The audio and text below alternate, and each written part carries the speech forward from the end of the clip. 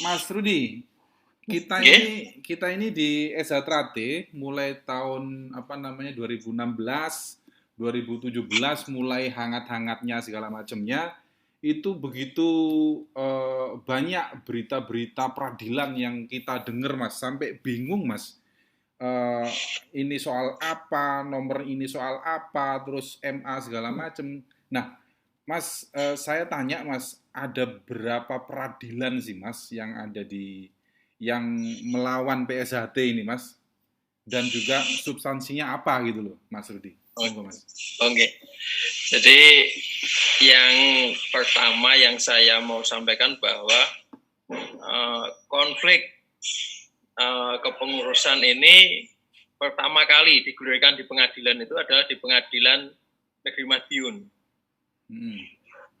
Jadi di Pengadilan Negeri Madiun waktu itu ada 9 cabang yang menggugat tentang keabsahan, tentang kepengurusan hasil Parlos 2016.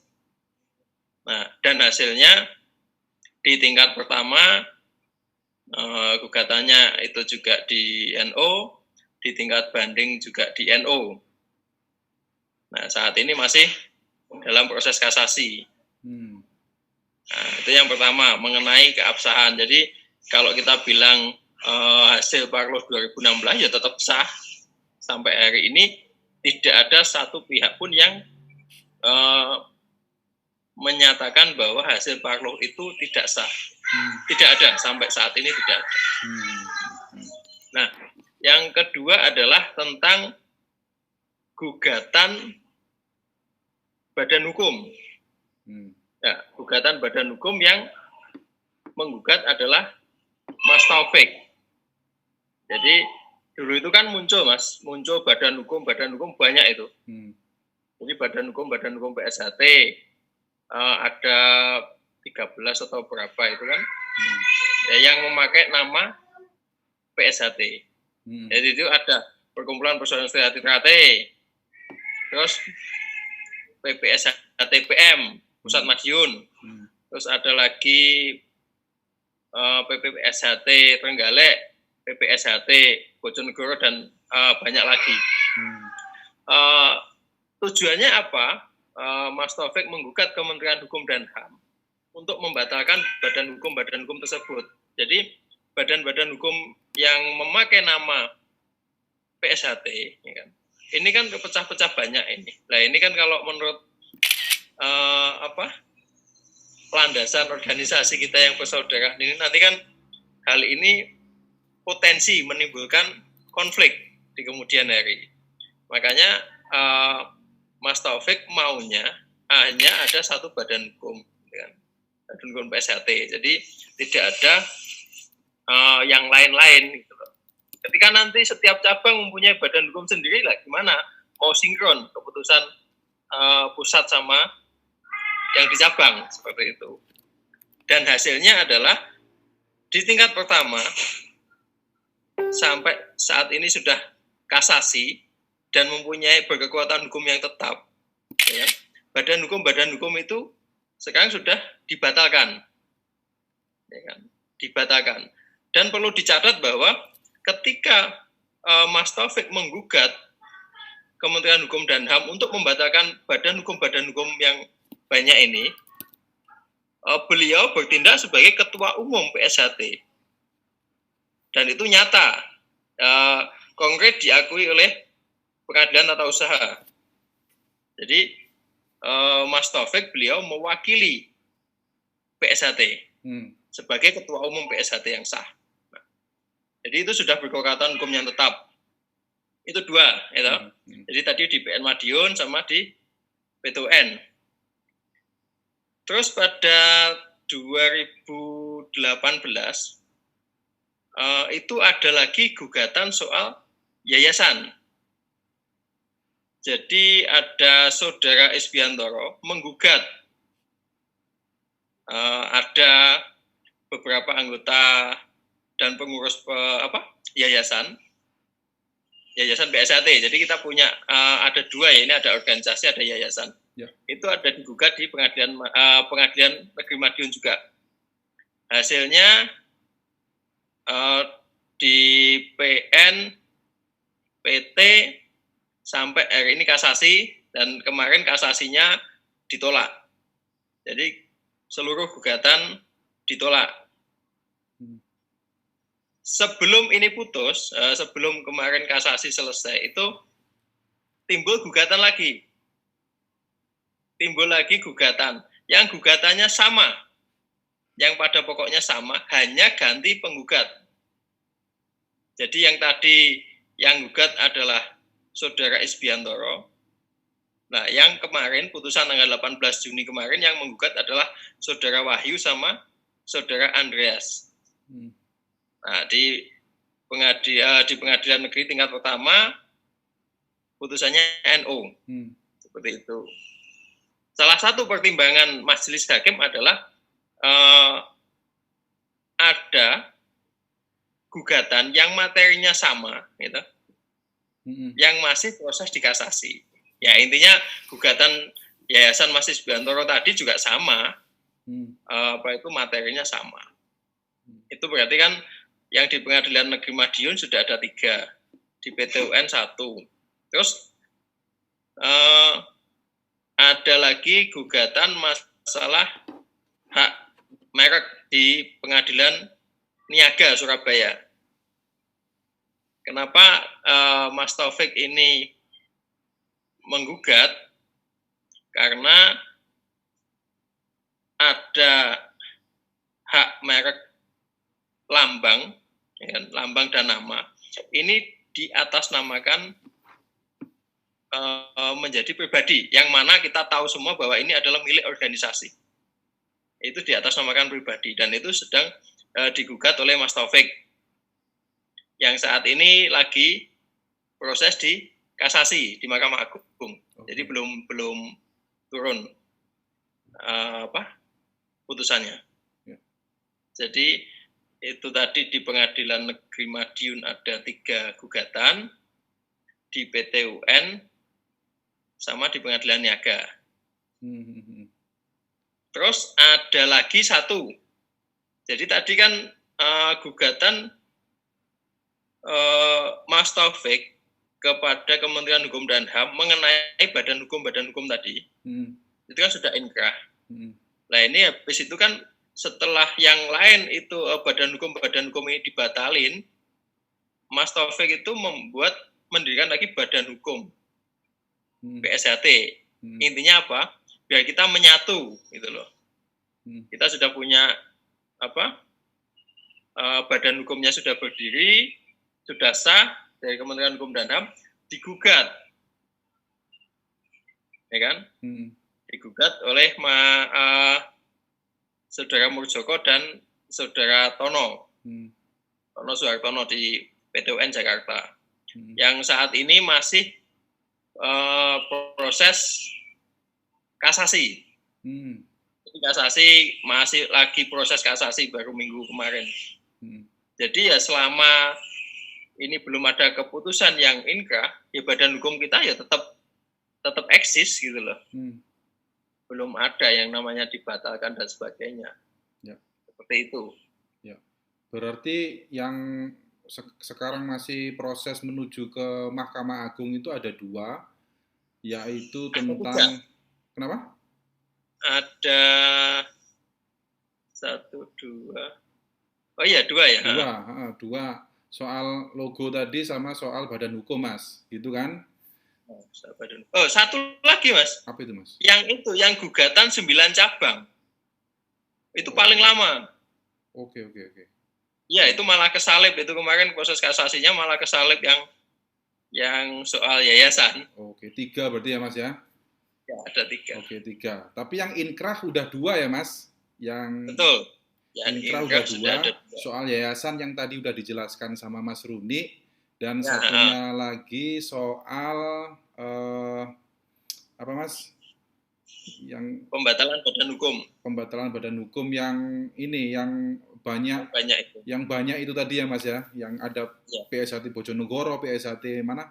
Probolinggo dan lain sebagainya ya, Mas ya.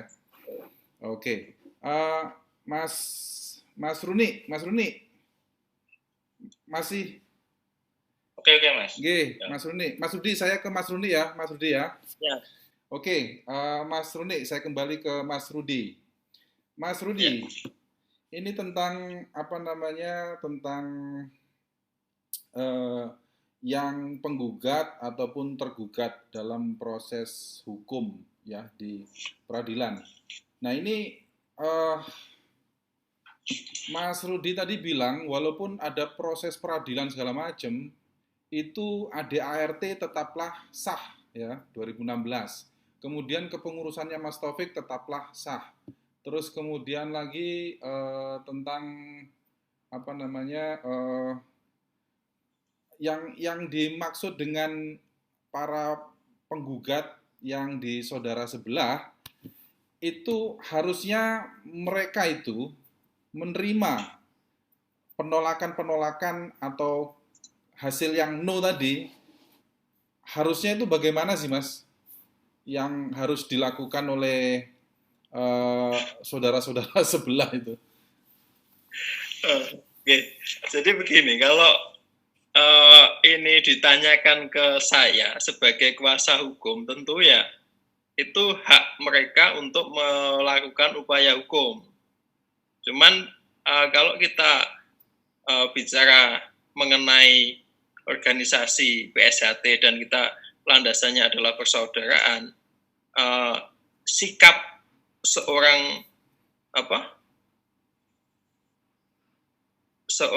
PSHT, jadi ya intinya kan kita harus konsekuen, Mas, dengan apa yang sudah kita sepakati. Tadi di awal sudah disampaikan oleh Mas Agus bahwa 9 majelis luhur itu sudah menandatangani, ya kan, menandatangani semua apa hasil Parlos 2016 telah disepakati bersama. Nah, habis itu kan timbul apa itu? Mungkin overlapping ya kalau bahasa saya itu antara ketua umum dan ketua harian dan sebagainya, kan sudah pernah dimediasi waktu itu, waktu yang di Solo, dan semuanya sudah sepakat lagi, termasuk saudara-saudara kita yang di sebelah itu sudah sepakat. Intinya apa sepakatnya? Akan mengawal dan melanjutkan hasil perapatan luhur 2016 sampai dengan akhir masa baktinya, yaitu tahun 2021. Itu tanda tangan semua gitu loh. Nah, kenapa kok terus dibelejani semuanya seperti itu? Jadi kita harus memberikan teladan yang baik lah kepada adik-adik kita ke depan, kepada generasi kita ke depan. Apa sih yang diperebutkan? Apa sih yang yang akan kita pertahankan gitu loh. Ya. Saya suka dengan kata-katanya Mas Rudi yang soal belenjani tadi itu. Jadi ingat the Godfather of Broken Heart itu. Ya, kita itu kan yang komitmen gitu kan, komitmen kita yang kita pegang yaitu kesetiaan terhadap hati kita gitu loh. Ojo selak karo batine kan gitu toh. Yeah. Istilahnya kita kan seperti itu. Jadi sudah berkali-kali waktu itu puasa tahun 2019. Jadi puasa tahun yang kemarin itu kan juga dimediasi sama Pak Danrem di markasnya Danrem di Madiun. Waktu itu disaranin untuk supaya kedua kubu, ya kan bahasanya Pemda kan gitu, kedua kubu ini membentuk panitia bersama untuk halal bihalal. Waktu itu Mas Taufik langsung dengan lantang, oke, siap, ya kan, kami siap dan kami menyambut baik. Nah, tetapi saudara kita yang di sebelah meminta pertimbangan oleh cabang-cabang yang mendukung, gitu loh. Nah, sedangkan kalau seharusnya sikap ketua umum itu ya seperti Mas Taufik gitu loh. Tegas. Mas Taufik sudah dengan keputusannya yang bulat bahwa saya sebagai ketua umum bisa mengkondisikan cabang saya gitu loh. Jadi waktu itu Mas Taufik juga langsung memberikan keputusan bahwa oke, kami siap, ya kan, kami siap untuk membuat panitia halal bihalal. Tapi yang di sebelah minta waktu untuk koordinasi dulu nih dengan cabang-cabang pendukungnya gitu loh. Tapi sampai Lebaran selesai, sampai ini sudah Lebaran lagi juga nggak ada apa komitmennya untuk yang disaranin untuk sama Pak Danrem itu gitu loh. Baik. Artinya Mas, kita tahu di Eza Trate itu ada wasiat Eza Trate. Dan ini selalu saya dengung-dengungkan ketika ada yang bimbang ataupun saya netral lah.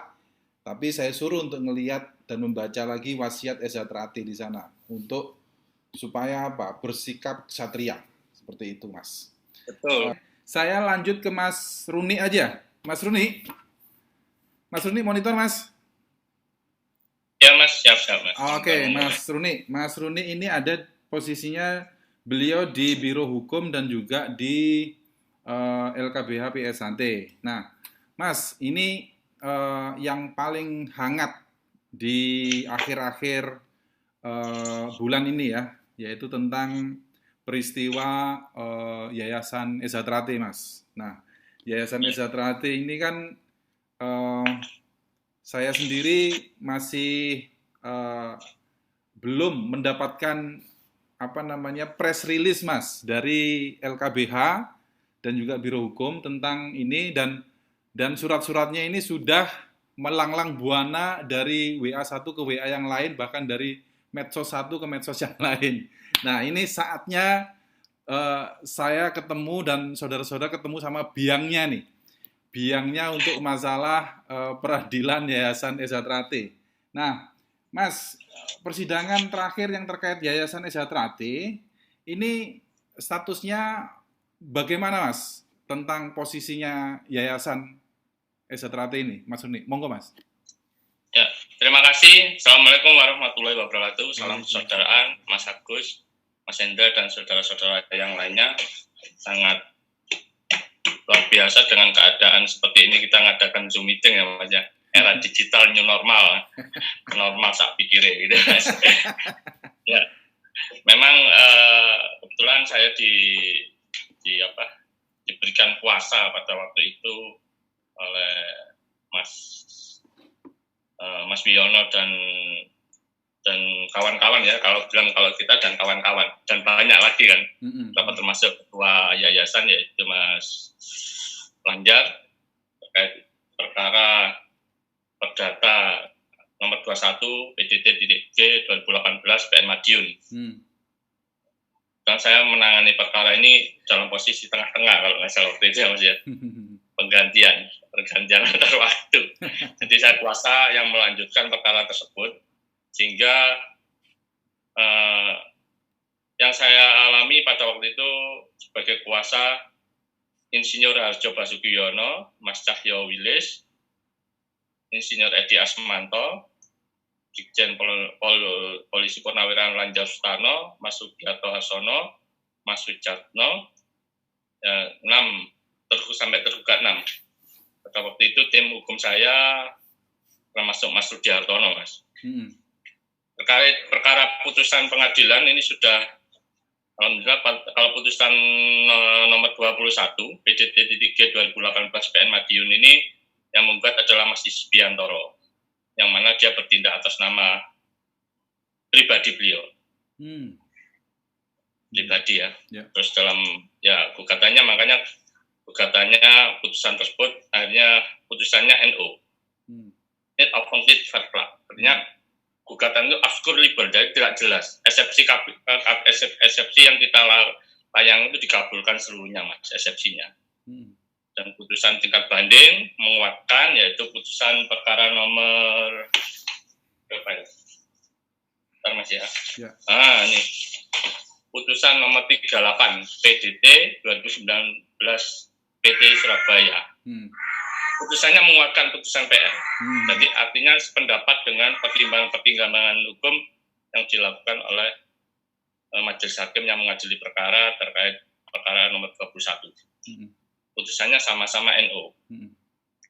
Yang terakhir adalah putusan kasasinya 3588K PDT garis miring 2019. Inilah yang luar biasa.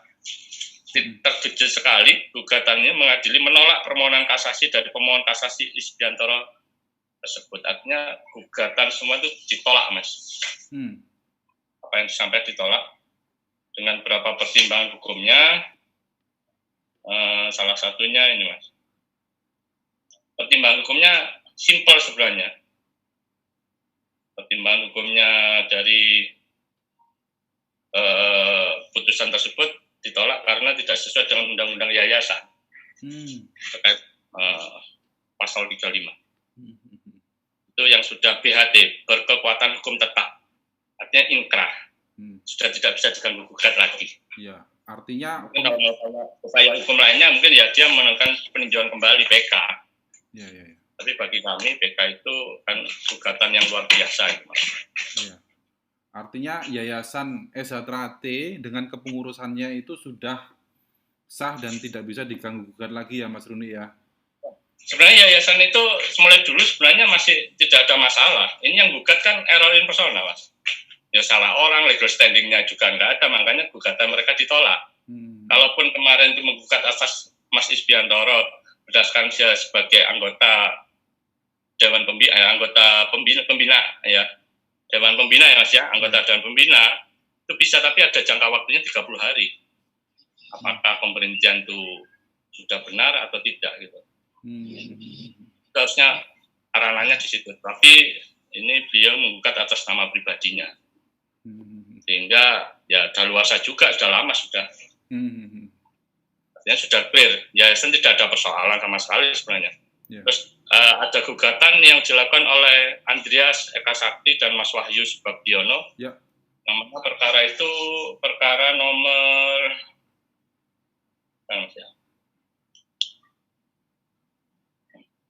perkara nomor 34 PDT-G 2019 PN Madiun. Yeah. Nah, gugatannya juga sama. NO tidak dapat diterima. Yang banyak istilah orang bilang true itu. Ini nggak jelas true-nya di mana. Kurang paham tentang hukum perdata mungkin Mas. Harus baca ya dulu lebih konkret tentang apa putusan NO, apa putusannya ditolak. Kita harus belajar dulu. Bukan true-nya. Pada waktu putusan itu tidak sampai substansi pokok perkara lebih lanjut karena di sana menjelaskan dalam pertimbangan majelis hakim halaman 50 mungkin sudah tersebar belum ya halaman 50 dalam pertimbangan hukumnya untuk menghindari adanya putusan yang tumpang tindih antara yang satu dengan yang lain, majelis hakim memandang bahwa terhadap fatwa akuo oleh karena pokok permasalahan yang sama dengan perkara yang masih diperiksa oleh pengadilan dan hingga putusan diucapkan belum ada putusan yang berkekuatan hukum tetap.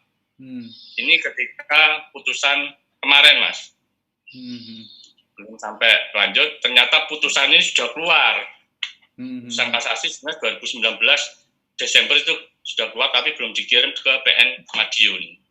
Artinya nanti ketika perkara banding ya mungkin saya dasarnya ya putusan kasasi itu sudah cukup. Iya. Tidak pakai dalil-dalil lainnya lah. Berarti dalil gugatan mereka secara tidak langsung sudah ditolak seluruhnya. Bisa jadi kalau Mas Andreas itu mau banding itu mereka menggugat sesuatu yang sia-sia ya Mas, karena kasasi itu udah jelas memenangkan Yayasan Sejahtera T kan? Iya, ya kalau saya sih seperti itu, tapi kalau mereka kan tidak pernah ada sia-sianya Mas, mau gugatan sampai mana pengadilan agama, PHI, seluruhnya mau pengadilan untuk menggugat. Jadi sudah jelas bahwa kita sudah clear and clean, nantinya soal yayasan sudah clear. Nah, tinggal tindak lanjutnya ketua yayasan ini mau dibawa kemana hasil putusan ini. Nah, serahkan pada pengurusnya. Baik Mas Runi, Nah ini nyambung tentang Yayasan Sejahtera T. Nah, apa sih Mas hubungannya Yayasan Sejahtera T dengan organisasi PSHT Mas? Ya, sebenarnya tadi sudah disampaikan oleh Mas Rudi bahwa yayasan dengan organisasi secara aturan terpisah. Mas. Kalau yayasan kita mengacu pada undang-undang yayasan Mas, yang terkait undang-undang nomor 16 tahun 2001 tentang yayasan, Undang-Undang nomor 28 tahun 2004 tentang perubahan Undang-Undang nomor 16 tahun 2001 tentang yayasan. Jadi acuannya beda. Kalau yang organisasi kita mengacu pada anggaran dasar ADART 2016, yang mana yang sudah disampaikan Mas Agus secara detail tadi, Mas. Tidak mungkin tidak akan saya ulang kembali lah, Mas. Jadi ada terpisah, yayasan itu tersendiri, organisasi tersendiri, gitu loh, Mas. Yang mana yayasan ini ya tujuannya untuk kepentingan sosial dan kepentingan keagamaan yang terpenting dan kepentingan untuk kepentingan masyarakat, khususnya juga SHTRAT sebenarnya, Mas. Di anggaran dasar ADART sudah tertera jelas bahwa yayasan digunakan untuk sebagai untuk perkembangan organisasi pencaksilat juga. Jadi ada terpisah, tidak dijadikan satu, Mas. Ya. Terus kaitannya dengan Padepokan Agung Madiun itu dengan yayasan apa, Mas?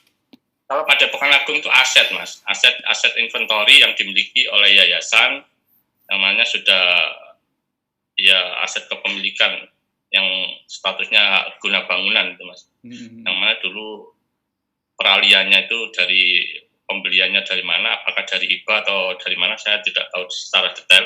Artinya itu aset yang dimiliki yayasan Setiati Trate, Padepokannya. Dan statusnya milik yayasan, Mas. Iya. Saat ini. Dan itu dipergunakan untuk kepentingan seluas-luasnya organisasi PSHT ya, Mas? Tidak hanya PSHT sebenarnya, untuk semua masyarakat. Kan itu yayasan didirikan dan Padepokan dan tanah aset itu kepentingan pendidikan sebenarnya, Mas. Untuk kepentingan umum, Mas. Ya ada sekolahan, dulu kan ada sekolah namanya Kusuma Trate, ya gunakan untuk pendidikan awalnya seperti itu. Tidak hanya untuk SHTRAT ya, sebenarnya itu yayasan itu memang yang mengelola aset itu semuanya yayasan, tapi untuk dipergunakan ya silakan aja siapa yang bisa mendatangi, melihat dan sebagainya ya bebas saja sebenarnya. Termasuk yang menggunakan sekarang adalah organisasi PSHT kan, Mas? Ya, betul. Oke. Tapi yang saat ini menduduki sana itu bukan PSHT kan, Mas? Ya itu yang serba repot. Ngomong PSHT yang kita saudara sendiri, ya gitu loh, Mas. Sebenarnya kita semua PSHT, Mas. Apa yang disampaikan Mas Agus itu sudah jelas dan detail bahwa kita ini PSHT hanya satu. Ya, mereka sendiri yang melakukan pemisahan sendiri, terus membuat istilah namanya Palu 17, Palu 16. Sebenarnya mereka, bukan kita. Kita tetap PSHT. Dan saya tidak pernah sedikit spill pun apa yang dimaksud Palu 17 itu bagi saya nggak ada di gambar otak saya, karena jelas anggaran dasar ADART 2016 itu acuannya apa yang disebut konstitusinya organisasi, yang mana setiap musyawarah besar itu dilakukan 5 tahun. Kalaupun itu nanti ada perubahan seperti mau diadakan 2 tahun sekali, apa sebulan sekali, itu diatur lagi. Silakan di musyawarah besar, yaitu para patanuhur, silakan digodoklah di komisi. Oh ini ada yang dirubah, harus disempurnakan. Ini kalau bisa para patanuhur seminggu sekali, itu nanti 2021 silahkan. Tapi acuannya kita tidak ada, mulai di Palu 2016 itu tidak ada, dan luar biasa pun tidak ada tercantum gitu. Ya, saya pun kalau berhadapan dengan polisi, Mas, kebetulan saya diundang sama Polda Bali sama Polres Badung kan, itu mereka tanya apakah PSHT sekarang ada 2 kubu, terus saya bilang bahwa PSHT itu ada satu aja yang solid gitu kan. Nah, kalaupun ada yang mengklaim ada PSHT yang lain, itu oknum-oknum gitu saya bilang. Itu oknum. Bahkan kalau mereka melakukan kegiatan yang negatif segala macam, itu sudah jadi preman gitu saya bilang. Jadi PSHT tetap satu ya, Mas ya.